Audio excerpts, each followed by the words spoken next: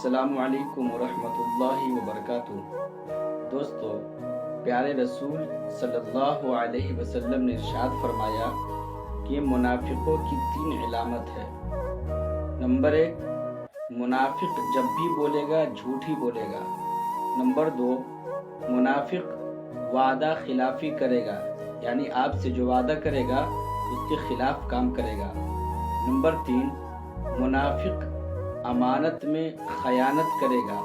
आप कोई सा भी सामान, कैसा भी सामान उसके पास रखेंगे तो उसको तब्दील कर लेगा या फिर इधर उधर करके आपको दूसरा सामान लौटाएगा। तो प्यारे नबी पाक सल्लल्लाहु अलैहि वसल्लम ने इरशाद फरमाया कि मुनाफिकों की 3 अलामत है। नंबर 1, वो जब भी बोलेगा झूठ बोलेगा। नंबर 2, मुनाफिक वादा खिलाफी करेगा। नंबर 3, मुनाफिक अमानत में खयानत करेगा।